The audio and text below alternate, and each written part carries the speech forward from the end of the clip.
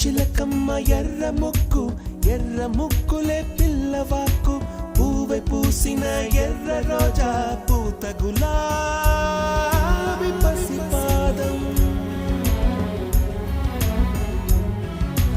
ఎర్రాని రూపం